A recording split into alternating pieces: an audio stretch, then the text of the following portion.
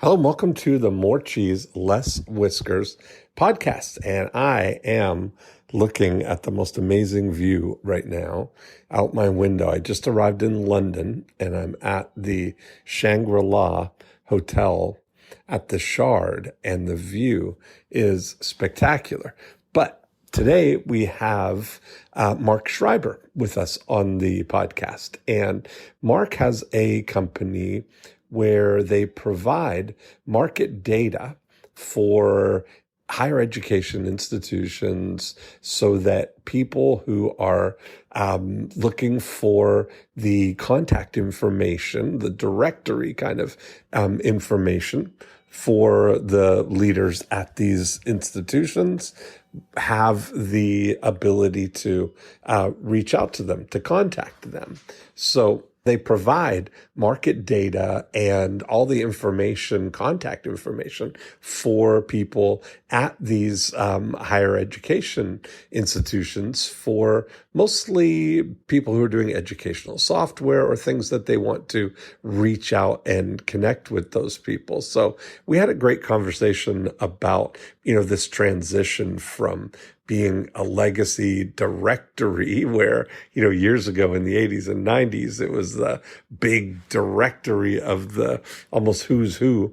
And as times are changing, this is an opportunity to really be, if we're talking about our 8 profit activators here, what they're doing is providing the target market research for people, so they can select their target market, pick the right people to be in front of, and there's lots of opportunity in that. So we had a great conversation, and I think you will enjoy it.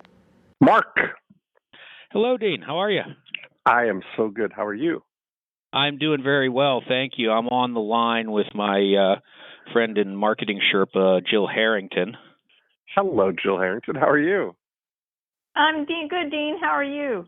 I'm good. Okay, what a treat. This is it's an interesting twist here. We've got former guest Jill is with a new guest, and this is great. Yeah, Jill's just here for when I forget something really important. Okay, perfect. Well, Mark, how do I pronounce your last name? Schreiber. Schreiber. Okay, great. So Mark Schreiber, and let's start off with the Mark Schreiber story here, so we can kind of set the context, and then we can shape it from there. All right. Well, my story's not particularly interesting, so let me tell you about Higher Education Publications, the company that I work for. I've been with for about 35 years now, so we got some longevity going on here. Basically, we started out as an old line directory publisher.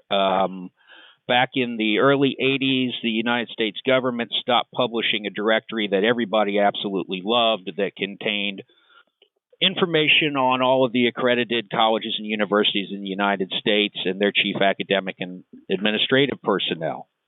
And my boss and the president of the company had a brilliant idea that since the government stopped publishing that book and there was a built-in market for it of people screaming to do it, he bought the database from the government and went into the business of collecting the data himself and publishing a directory. Ooh. And that is pretty much what our business was based around for many, many years. We were black ink on white paper. It was an annual directory that listed, as I said, all of the accredited colleges and universities in the United States. And also had listing and contact information. Private and public? Private and public, yes. So that worked out very, very well for us for quite some time. It had a growing market to it because back then, in the age before the internet, if you wanted to contact somebody on a college or university campus, you had one or two options. You could either pick up the phone, get directory assistance, find out the number for the school, call the school, ask for the provost office, see if you could get the provost on the line, or you could go to the higher education directory, pick up the phone, dial it, and it was like a big Rolodex of college and university administrators. Yes, for the dean of admissions, press 1. For the dean of exactly, right, exactly, yes. So this would get you directly there. And that worked out really, really well for us for a number of years until this little upstart company called Google came around.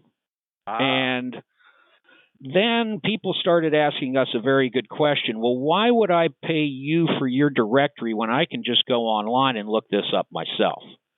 And that was pretty much the demise of all of the directory business. You don't see yellow pages anymore. You don't see paper copies of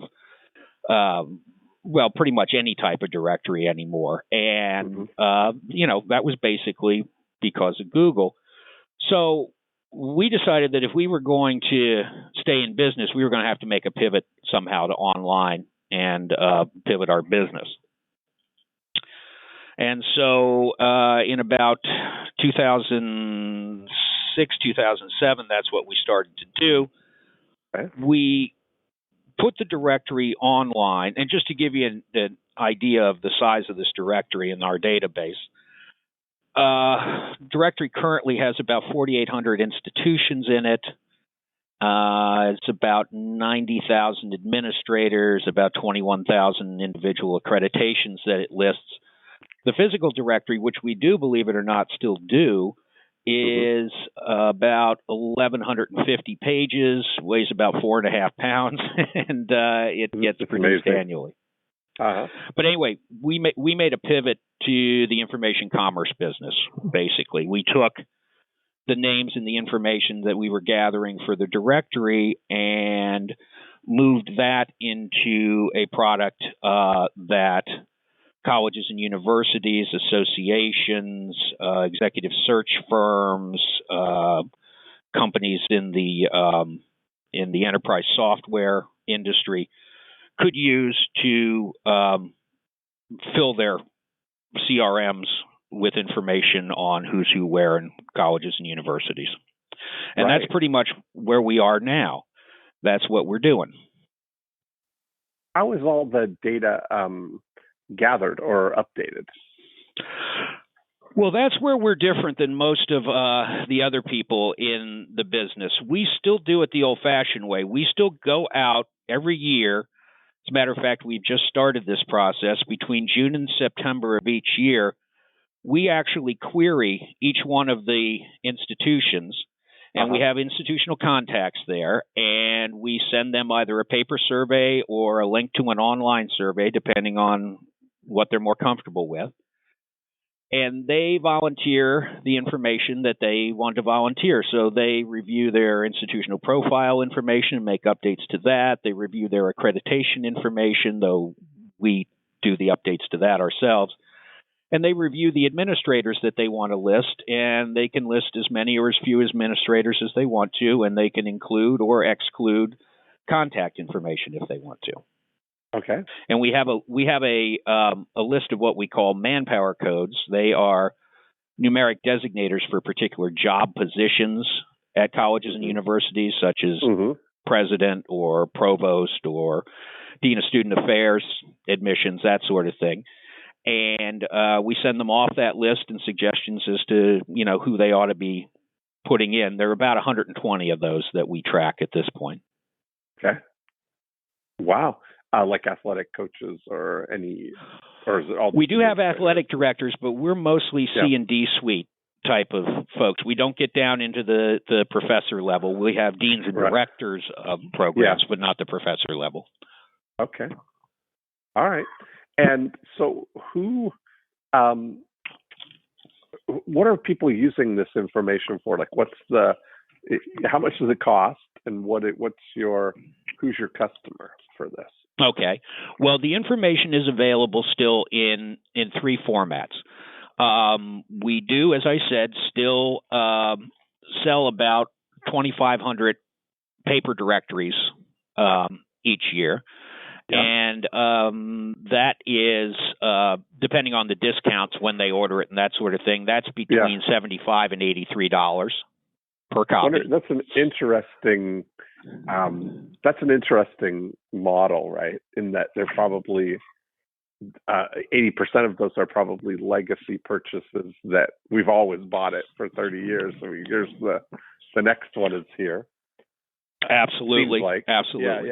Yeah. And frankly, like me, they tend to be older folks, and they don't like that newfangled interwebs, and they want to stick with their book. We like we hear this quite the dean likes his book when we mention, well, it's online. No, the dean likes his book. Okay, so we still do about 2,500 of those. Then, as I mentioned, it's also available as an online app, which is really a wonderful product for people who are using it, to look up information because it's completely searchable. But we only really have about 500 clients in that area. And then it's also available in what we call a data extract, which is basically a file extracted from our database based on client specifications. So a client can come to us and say, I need all directors of student affairs at 4-year public institutions east of the Mississippi with enrollments over 5,000, and we can produce that list for them. That's great. And the pricing, well, not necessarily. The pricing there runs from a minimum order of $500 up to $14,000 for the entire database of every school, every administrator, every bit of information we have in the data file. Okay. Wow. Which they could get in the directory for $83. It's all there, but it's all there. Okay. But in the directory and on the online, they can't actually download it. I gotcha. Okay. So they would have to compile it all or have somebody data enter it all if they were trying to compile a list of 500 schools that they're trying to approach or whatever. So that is correct. The time savings, right? Well, it's not even so much time savings, but what really what really saves us as far as that sort of thing is concerned, and I think most people realize this who are in that industry, is the volatility that happens in higher ed. We turn about 20 to 25% of the database every year. Yes. So you can go ahead and get a book, send it offshore, key it. Yeah. But by the time you get it back and you proof it, it's going to be out of date. Yes, got it. Okay. And you're updating this data once a year or ongoing? Ongoing. Okay. We do a global update. So you also have the most up-to-date info if I were to get an extraction from you. We try. Okay. Now, who is using this data? Like, who's your best customer for this? What does this do for them? Okay, our best customers tend to be higher education associations who use the data for membership and informational purposes, to advertise what they do. Then also enterprise software companies. There are companies out there that have cradle to grave type of systems for colleges and universities, everywhere from the admissions through alumni, basically from in the door to out the door and beyond. Right. And that sort of company is quite good. Then there are other software companies that specify in one particular area, student affairs, retention, admissions, one particular area within a college or university. They're quite good. The colleges and universities themselves use the information. Some of the larger institutions have rather large departments that conduct surveys and studies and that sort of thing, and they use the information to do that. So, and also One other interesting market for us that we're actually pretty well penetrated in is executive search. Mm-hmm. So what they use the data for is they have a contract with an institution to find a new provost or a new president, and they use our data to contact and research potentials at other institutions for that job. Got you. Okay. And then do you do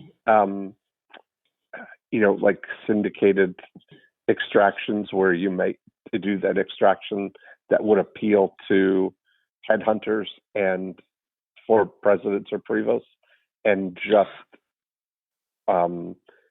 single out or package that as a possibility? We have all individually. Each extract is done bespoke, kind of thing. It's primarily the latter. We have tried package type of things before, and reasonable uptake on it. But really, part of our niche is how flexible we can be with the data and how we can connect to other data sources like the government Department of Education data to get even more specific. Because what we've noticed in the market is that early on it used to be, give me everybody you got. I'm just going to send stuff out to them, and I'm going to mail everybody on this list. This will be great. Now it's more, give me the people that are going to buy from us. Right. We don't want to spend all that money. We just want a list of the people who are going to buy from us. Right. That's interesting. And so that all that sounds like it's pretty interesting. What's the total revenue? What kind of revenue do you guys do? I'm sorry, would you repeat that? What kind of revenue do you guys do? Like what give me a scope of the thing. Is it I don't know if I'm really comfortable about getting into no dollars and cents, but okay, no problem. I get it. I'm just trying to get a sense of the I guess what I'm looking at is the pattern of this. Is revenue going up or down, or is it stable? I'm just looking to see, like, are we hanging on to the last kind of things of this, on the arc of this kind of data, or are we looking for a new, and continuing to grow, sort of the future prospects of this? That's what we think, after 36, 37 years, that we have a fairly stable product as long as we're able to move around with it a bit. What we've noticed over the years is that when sales of, for instance, directories go down, sales of data have been going up because we made the pivot. And so I will tell you that 80% of our revenue now comes, 85% of our revenue now comes from data. Okay, perfect. From the information commerce part of the business, because obviously book sales are nowhere, and the online product, which by the way is called Higher Ed Direct, that's really turned out to be a better promo tool for us than anything else, and we can get into that in a bit. But so what we want to do is grow our data clients. Revenue has been increasing pretty steadily in that area over the past several years. But we want to make sure that it's offsetting what we're losing in book sales, So now is the I think you're going to reach a point with the book sales where it's at a just an ongoing level that will every year people will just continue, because I imagine a lot of those are institutions and libraries and things that are just, we got to reorder the new directory because we've always ordered it, and here it is. Well, actually, we have a standing order program, so most of those are on standing order. Right. Okay. So you're not making any new sales of the directory, probably. Very few. Right. Yeah. Now, of the data and the sales that's coming with the new program, are you familiar with the way we talk about things as a before unit, during unit, and after unit? Yes, I am. Mm-hmm. Okay, so how much as a percentage would you say the revenue this year will be from after unit sales, meaning sales to existing clients, to people who bought last year or the year before? Oh, I see. Okay. Well, we're doing a couple of things there. Our renewal rate on data, it's a little bit difficult to track because we have different client types in there.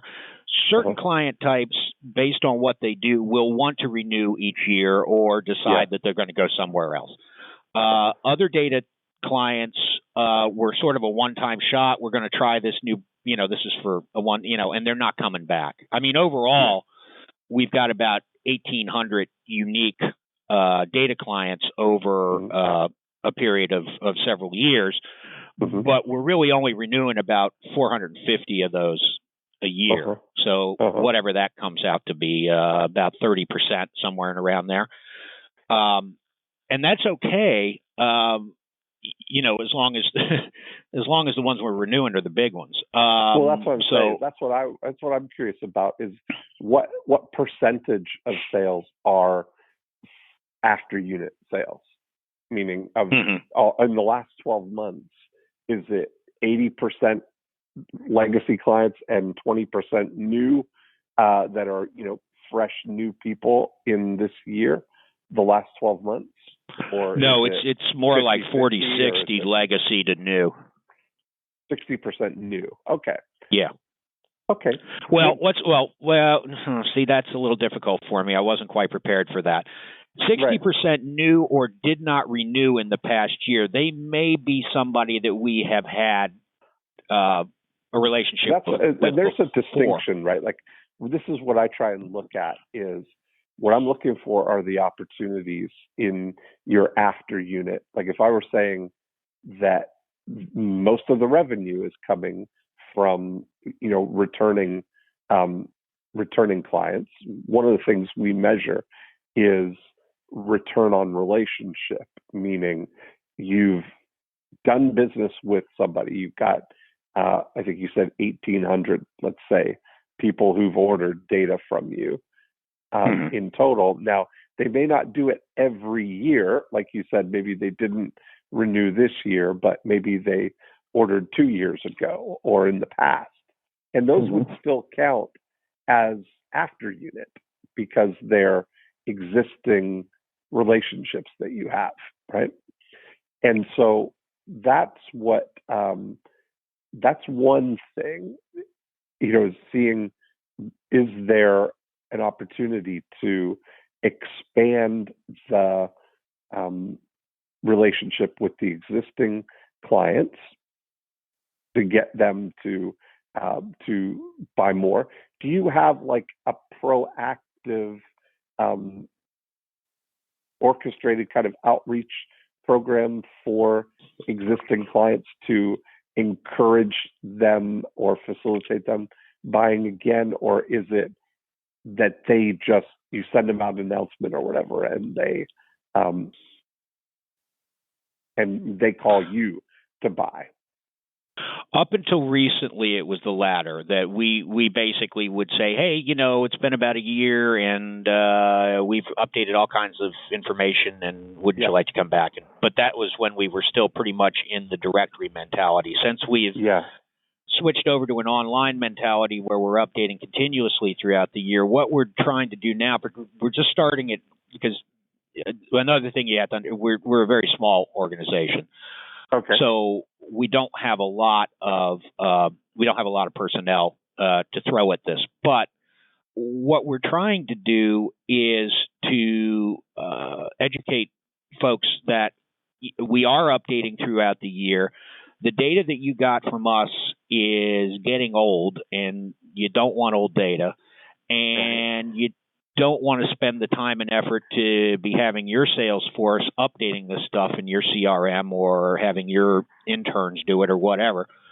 So why don't we take a look and see what we can do for you for updating your data? And that's going out to the larger clients about 3 to 4 months after their original purchase. Mm-hmm. But I think what we need to do better, after reading a lot of your material, I think what we really need to do better with is that immediate outreach shortly after they have made their sale. That we are not doing a good job with. Right. Okay. And so there's some opportunity there. And then how much do you think? How much of the potential market do you think you're reaching with your messaging, or how much bigger do you think the market for this kind of data is? Are there a lot of competitors in this market, or are you kind of the one to go to? Now, there are a number of competitors, Okay. some of them quite large. Actually, most of them quite large. We're the niche guys that are down here in the trenches picking up data from the the old-fashioned way, as I said, and that's really our advantage to it. That and our customer service.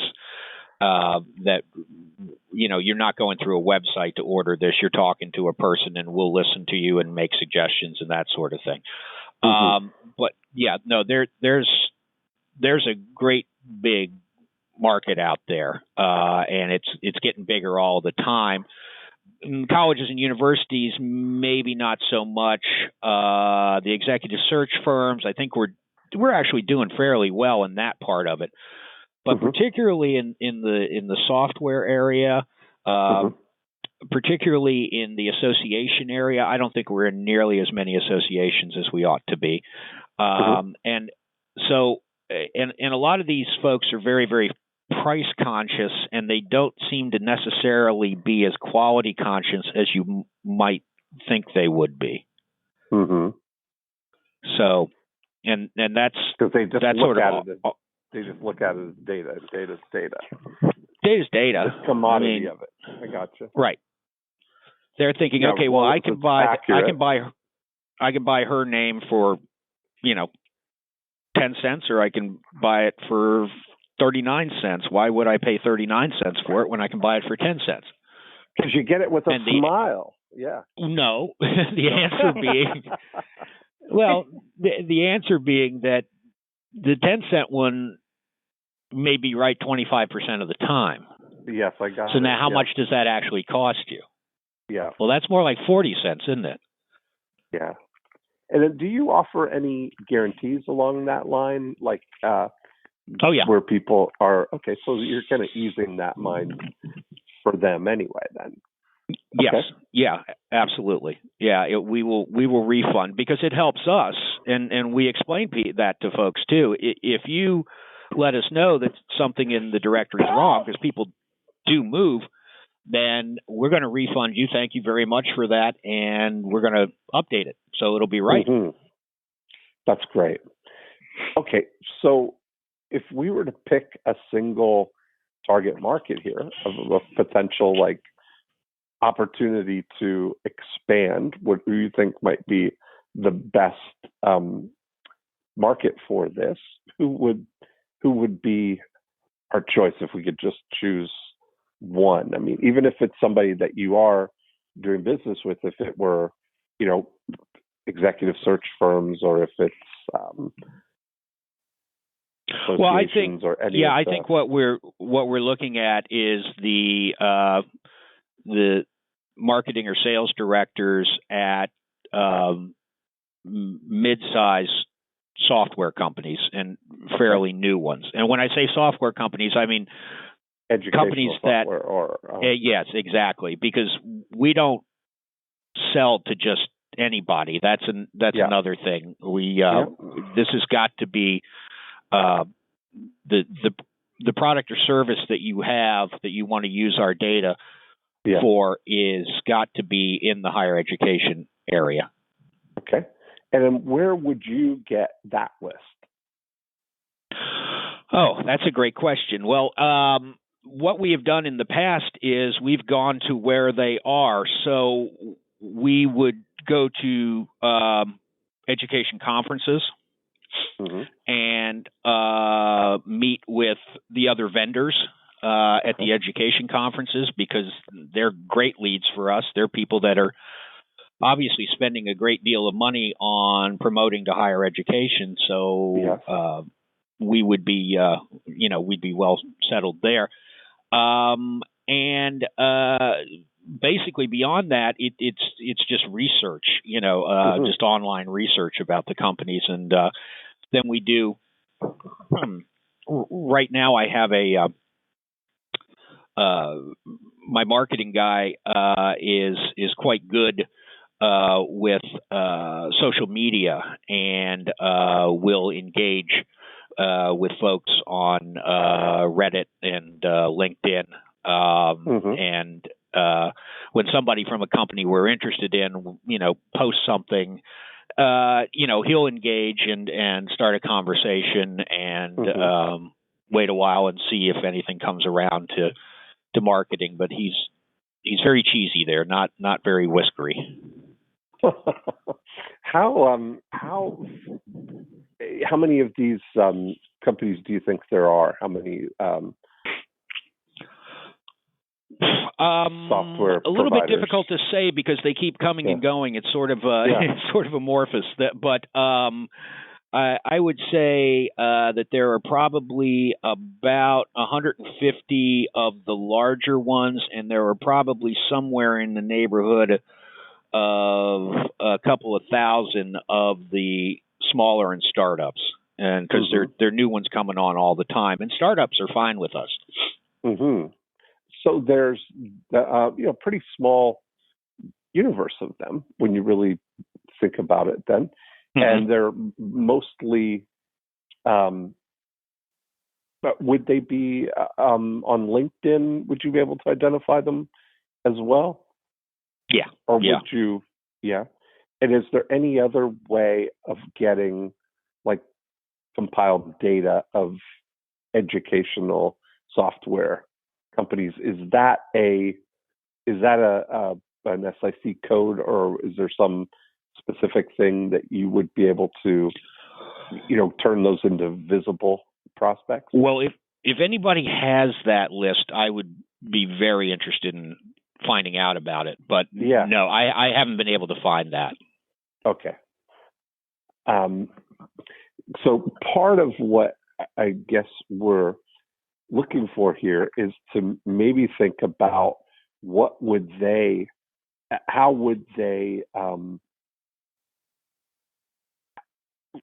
be looking for, that is either a precursor or something that would lead to them needing your data.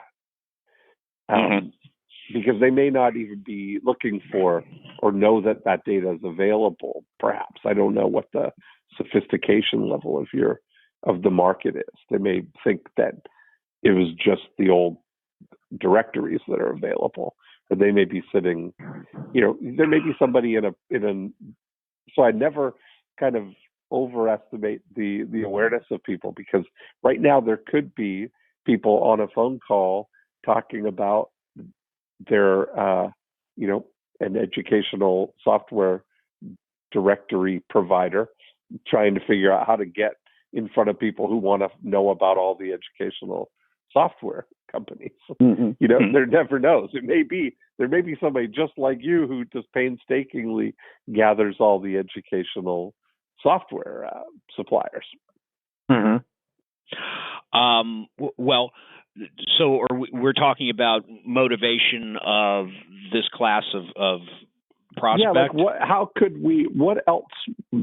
I'll tell you one of the things, like using directory information, which is really an interesting thing, is I often tell the story. I had a client in Canada who does, they do branding and packaging and management for hockey players. And I'll say, if you want to be an NHL hockey player, the best thing that could happen to you is to be born in Ontario, because that's where they all come from, and the parents are very, they're okay with spending all the money that they spend on these elite programs for their kids to be in the hockey program, because the NHL is a viable path to be a professional hockey player. Every team has had somebody come through that program and make it to the NHL. And the parents ease their mind that worst case scenario is that they'll get a U.S. hockey scholarship. The worst thing could happen is they're going to get a free education, right? So they look at it as an investment there. But they may look at branding and packaging and social media stuff as a luxury or something that isn't necessary, and so they're not looking for it or on their radar, right? So rather than try and advertise to introduce that sort of opportunity to them, what we did was put together a directory of U.S. hockey scholarship programs. Great idea. Right. So advertise the U.S. hockey scholarship directory. And that was a big hit, because that is something that the parents are thinking about. And they were eager to gather that up, because that seems like the gold mine. But then as soon as they get it, that brings up the next question, which is, well, what do I do now? Now that I've got this, how do I approach these hockey coaches, and how do I make my kids stand out against all the other kids that are going to do there? And then they're open to the message of, well, maybe if your kid looked like a star and was packaged like a star and had the stats to match that he's a star, that's going to give him an advantage over all these other people. And now it makes sense to polish your achievements, to not just let the hockey scouts have to surmise on their own that you really are a great player, right? You've got the stats. Now polish it up, and it gets you the attention, and that's an even better outcome, right? So I wonder if we start thinking about what are these software developers looking for, they may be thinking, like, I don't know whether there's something for even if you reframed it away from data, but to the marketplace, or you did market data on educational software, that you kind of bundle it along with who's buying this, that would be appealing to somebody who is an educational software developer. And then you've got now the opportunity to educate them about all the most accurate, up-to-date, comprehensive market of educational software buyers, Right. And that is, I see your point. I absolutely do. So really, what would make it more look like cheese, which is what they want. Got to get into their head a little bit and try to figure out, okay, so I'm starting up this company. Of course, there's a couple of dynamics going on here, but I'm not going to get it too complicated. But it really depends on if the person that we're dealing with is actually the startup person, or if it's the marketing person for that company. So there's there's a bit of a difference there. But anyway, let's say that they're just starting it up and starting out, and something like a beginner's guide to selling to colleges and universities. Yeah, well, you even just have the data alone. You wouldn't even necessarily position it as a beginner's guide. You position it that they stumbled on the gold mine, right? What would be the parents who see the 2019 U.S. Hockey Scholarship Directory feel like, that's a treasure map. That's a gold mine that I've stumbled on here. And so if you're saying, if there were some equivalent words that what would be the cheese that a software development marketing director or founder would be looking for that they would recognize as, wow, that would be valuable? Yeah. Well, that is a good question. So even if you bundle it with other market data about whether there's other, I know in the franchise industry, there are research companies that will do, I think it's called abstracts, or do some kind of report, independent market data about any industry. Like it's kind of like a white paper or something like that. Something like that, but to give you a sense of the scope of a market. Like, if the type of franchise that you're considering is a lawn service franchise, that it would have a white paper or research data on the state of the home lawn service marketplace, to see how big is the market, how stable is it, what's going on there. I wonder what sort of data would be available for the educational software marketplace. I am not sure, but I'm going to find out. Because see what we now can. You see where I'm going, though, right? Is that I do see. Oh, but there is one other thing that I'd like to bring up, just so that you know that it's out there. What we've been having a lot of success with, I think I mentioned earlier, is we have this product, Higher Ed Direct, which is basically the online version of the directory, and all of those 4,800 schools and 90,000 administrators are in there. And our website is driven towards getting somebody to get a 2-week free trial of that. And it's a real free trial. There's no credit card involved. We don't bill you at the end of it. There's nothing like that. We just want you to go out there, take a look, play around in the data for a while, check out, see how accurate it is, see the various categories and how you can sort and squish and manipulate it and that sort of thing. And that seems to be a real good driver for us over to data sales. We're converting about 1 in 10 of those over into a data sale.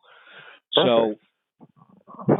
So if we could get something, so would that be like the next step past? Okay, so let's say that the first step to get in to get a better penetration in the educational software startup market would be a market report sort of thing about that something that they would not, that's not available anywhere else, but that would be of great interest and value. That would be something where you can.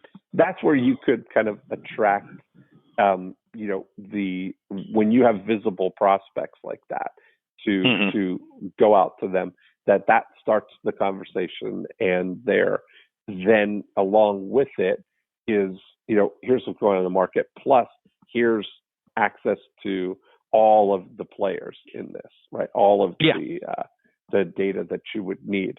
And that's all of that. That's a proactive kind of outbound strategy that you could use. But the very first thing is to maximize the people who are already searching for what you have.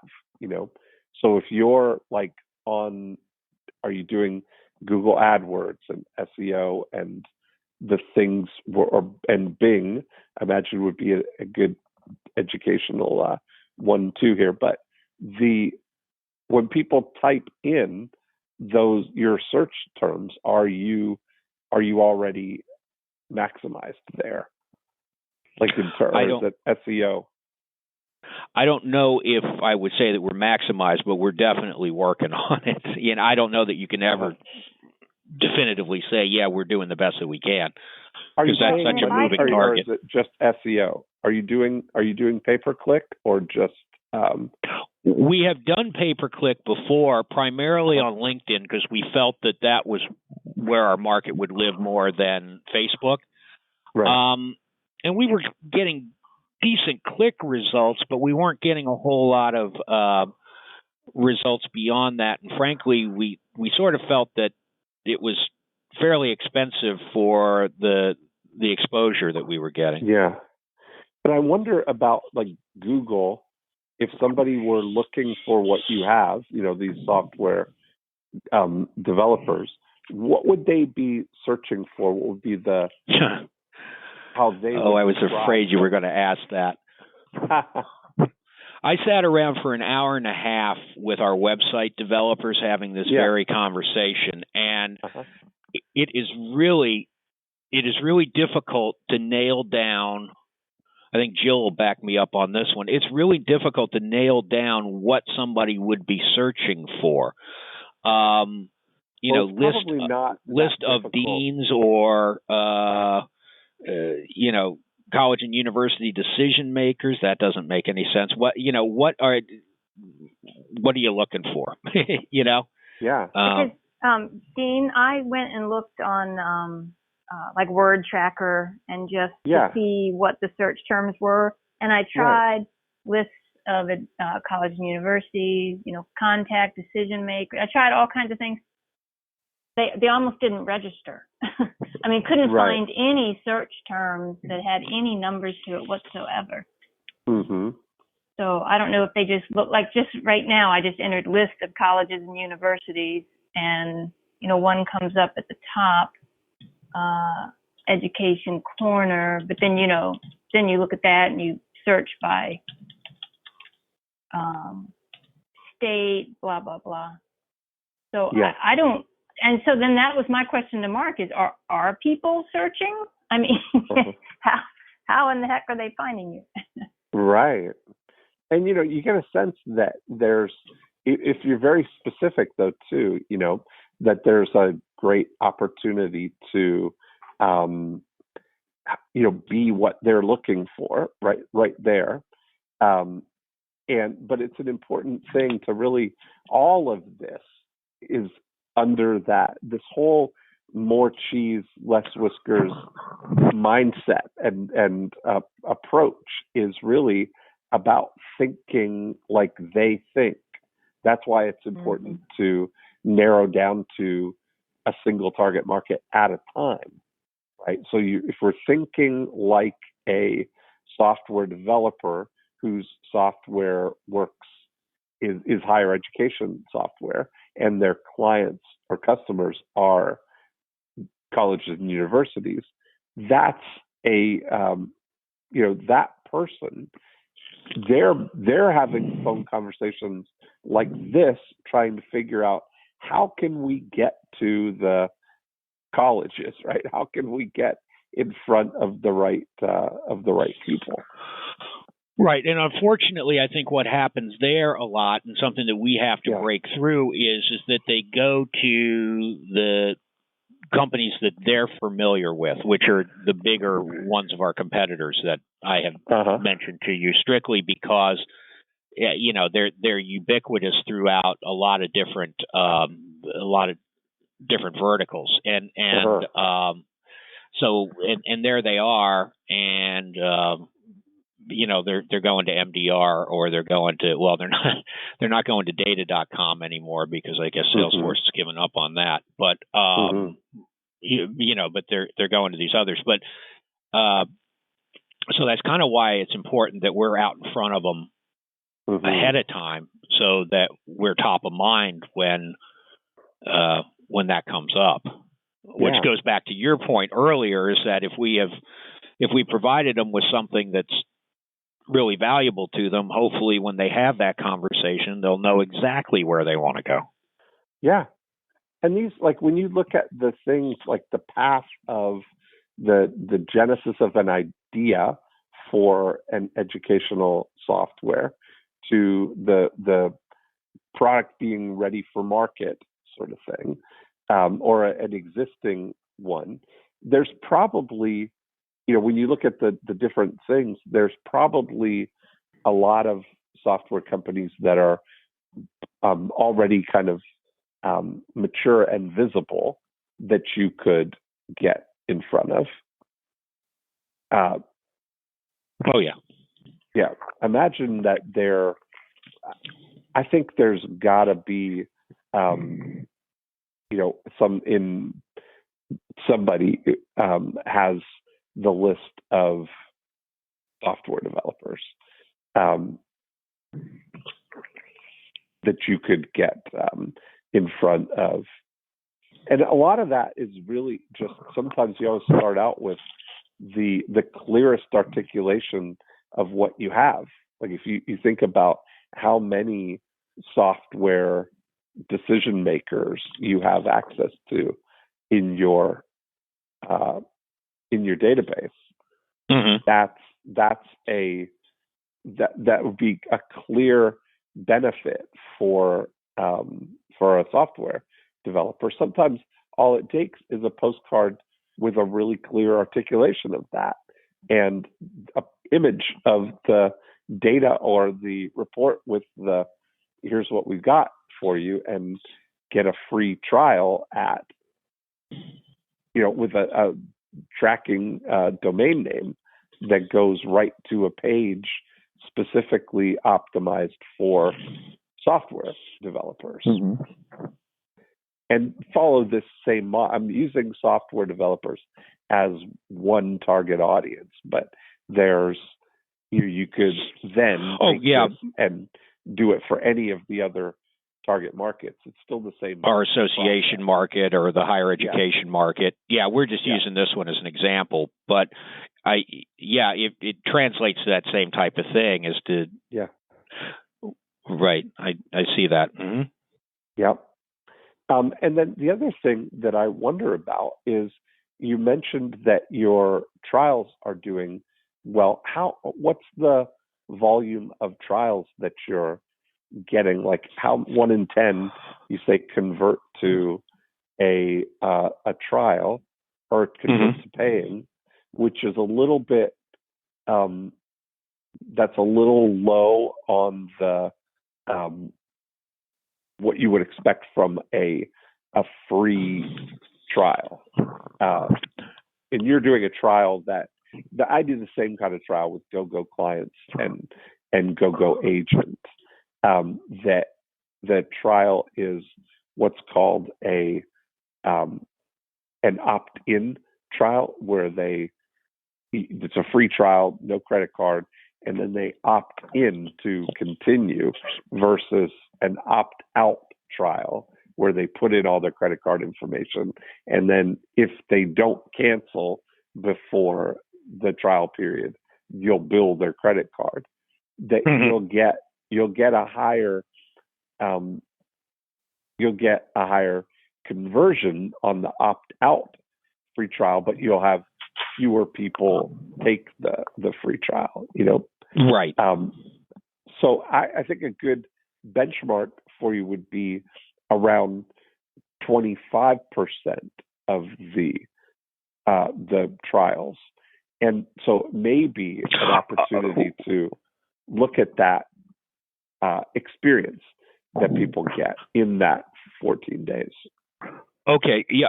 Our convert. Well, I think maybe I was a bit confusing before. Oh, okay. With the free trials, we're doing about 60 a month. A good month is 80. A bad month's 40, but we're averaging out at 60. Okay. And so of those, we're actually converting about 2 in 10.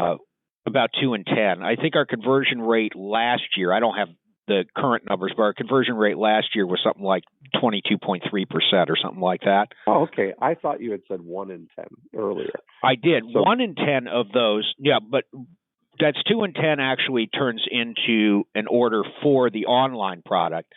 Okay. 1 in 10 of those eventually, or sometimes, jumps directly to a data sale. Oh, you mean like they will call you and get a specific data set? They will call, or they will send us the email that we'd love to see saying, hey, I love your product. It's got all kinds of great information, but I can't figure out how to extract the data from it. Right. Gotcha. So we'll do that for you. Right. Yeah, I can help you with that. Yeah. That's the free trials are really working out rather well for us, I think, but I'd sure like to get more of them, and that's really, I guess, a matter of exposure. As far as the conversion is concerned, what we do there is, what we had been doing was we had a series of free emails that would go out to somebody that was run through Constant Contact, and the first email would be just sort of a, hey, how you doing? Wanted to make sure you got your username and password, very unadorned, nothing to it at all. It just looked, like, and then we, after a few days after that, we would send out an email that gave them some practical advice on how to use it, how to, search for things in it, that sort of thing. Yep. And then about 2 days before their subscription was going to end, we'd send them out another one saying, hey, you only got a couple days left. We'll be happy to help you, set this up for blah, blah. Anyway, that was pretty much So there's a great opportunity right there is to maybe move that up to the first thing. Like if somebody comes in, right? Like if somebody comes in, you've got those 14 days. Well, the number one thing that you're looking for here is, are these people 5-star prospects? Meaning, are they willing to engage in a dialogue? Are they friendly and cooperative? Do they know what they want?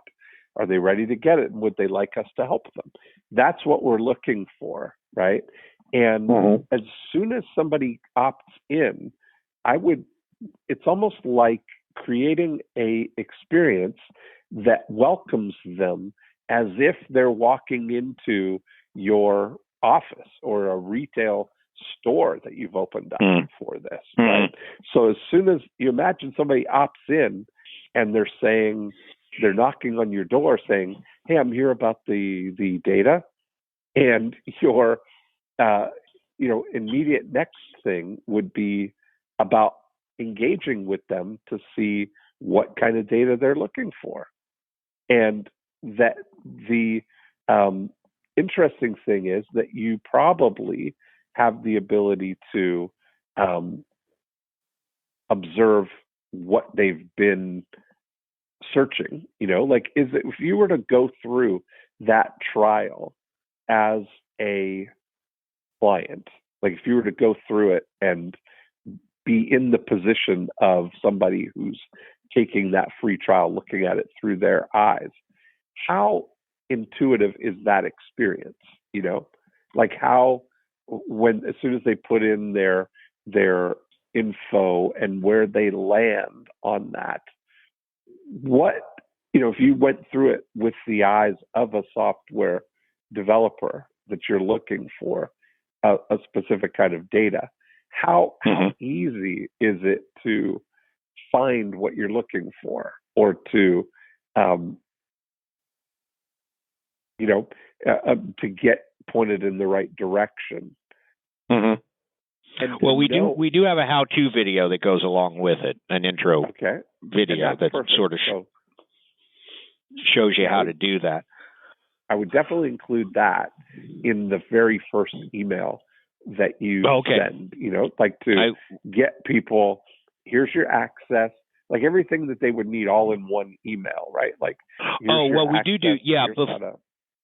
Before they get any of that series of 3 emails that I was referring to, they get one that's system generated that's a welcome. Here's your username. Here's your password. Here's a link to the video. So yeah, we're doing that.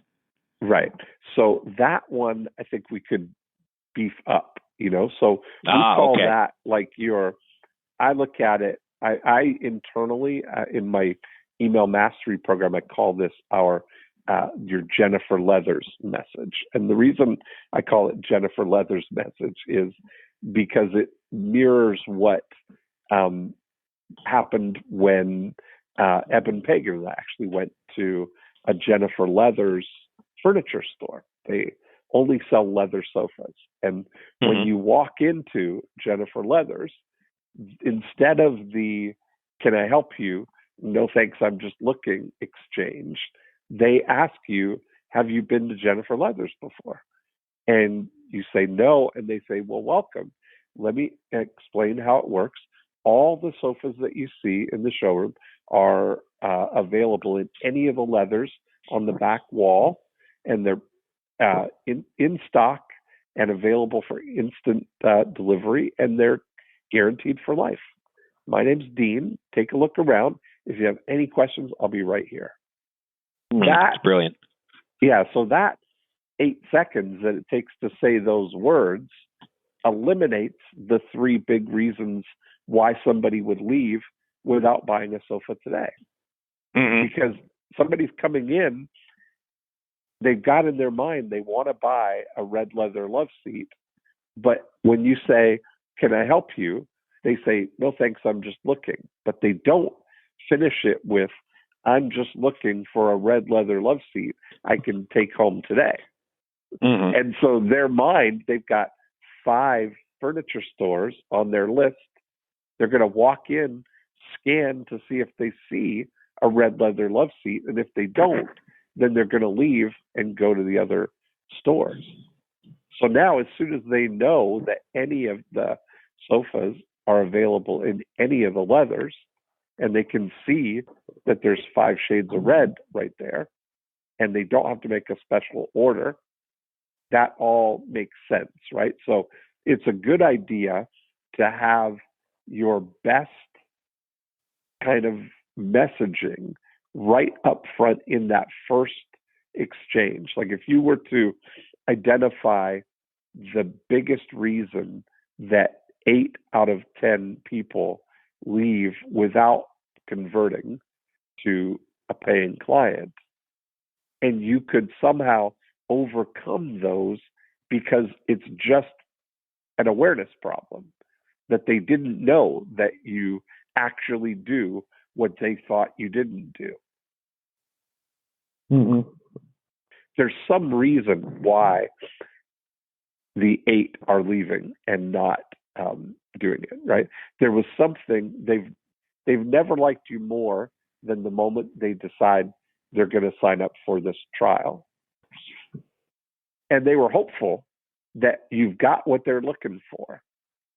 And you just don't know. What we need to do is get to a point where you can engage with more of these people. Like if that were a portal to your office and they would magically just show up in your office, what would be the conversation that you would have with them?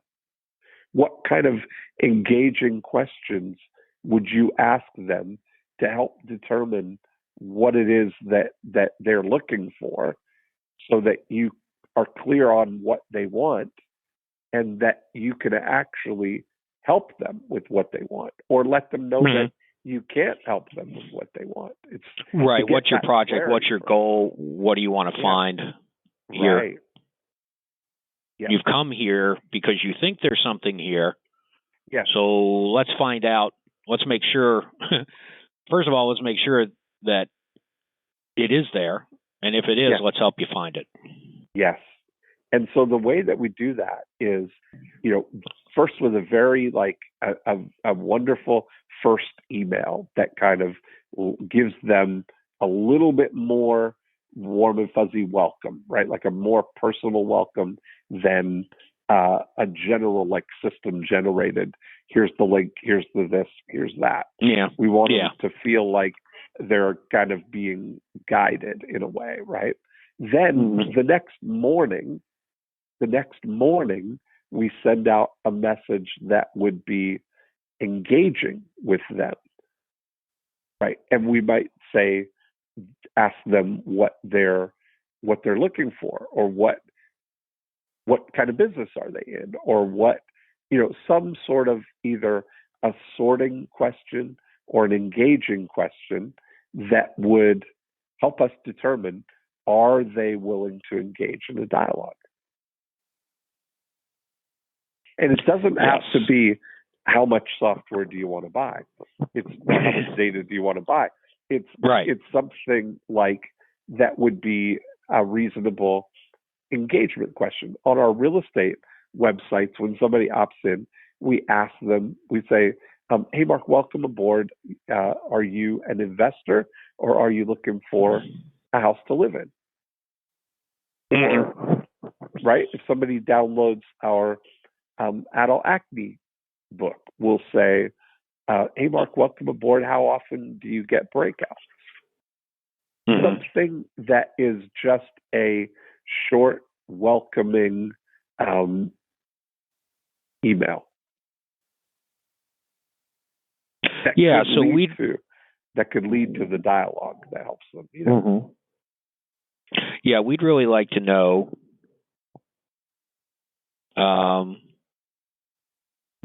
Well, I guess in its simplest term, but I think we'd have to be a bit more sophisticated with this. But what do you want to find here? You know, like, what are you looking for? You came here for a reason. What are you looking for? And if we know, if we can get you to tell us that, we can give you all kinds of help. Yeah. Is there a way to sort? Like, are you, like I said, are you looking for a house to live in? Are you an investor, or are you looking for a house to live in? Or what would be, you know, a sorting question that would help you identify what category these people are in? Or, well, first of all, it would be, are you interested in administrators or are you interested in institutions? Because a lot of people use the data because they know it's a reliable list of accredited colleges and universities. So those people are interested in just the institutions themselves. That's a great question right there. That's the one that I would test right away and say, are you looking for institutions or specific administrators? I'm just jotting down a note here. Yeah. That's a great, reasonable question for what they're that's related to what they're doing. That's perfect. Yeah, that's perfect. Okay. And now that will get them to engage. And if they say one or the other, now you're in a real conversation with them. Yeah. Yeah, and I think we'd know where to take it from there. Yes, exactly. Just like if that's part of the thing, is just imagining that free trial is a portal into your office, right? If they knock on your door and say, hey, I'm here about the data, that's really what they're saying. Right. Yeah.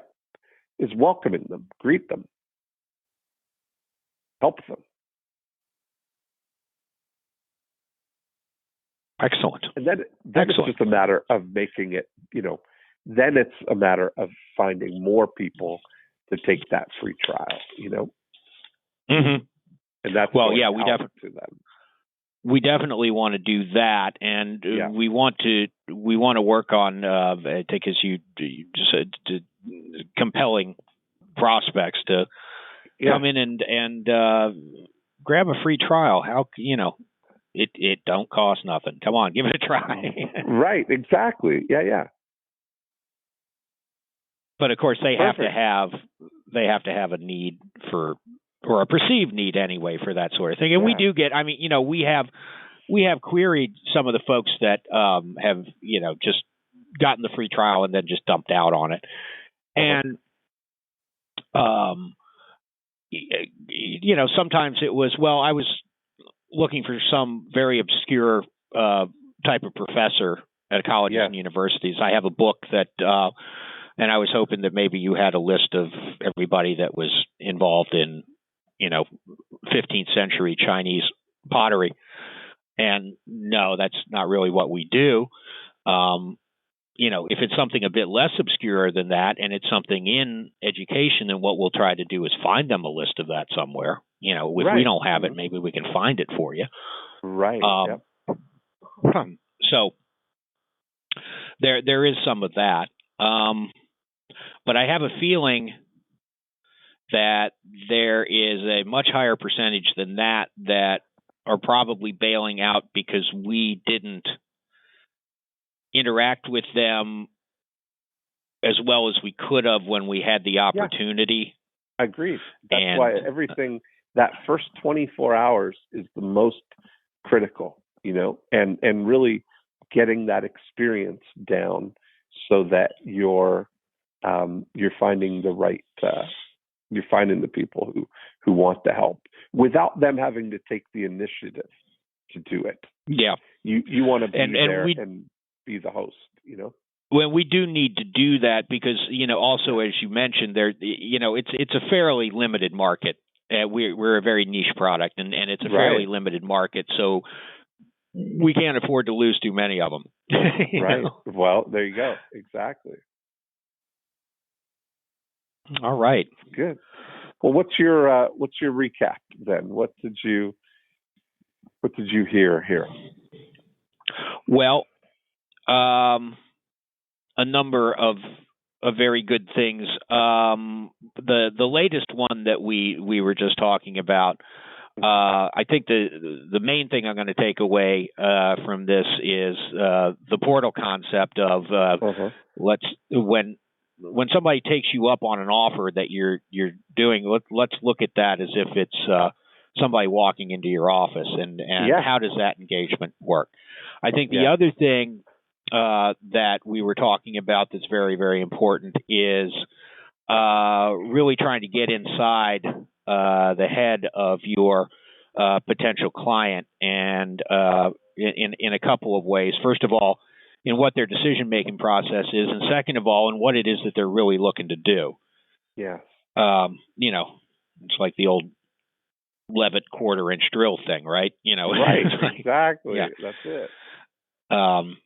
Even though I read an article on that recently that said nobody actually wants a quarter-inch hole. They want to hang up a shelf. They want a bookshelf. That's right. Right. Yep. So they can clean out their garage. Right. That's right. So sometimes I guess that's just to say it goes deeper than you might think it does. That's funny. Anyway, those two items I think were the best takeaway. It was all great, Dean. Thank you so much for chatting with me. But those are the two areas that I think we're really going to work on. That's awesome, Jill. What's your take?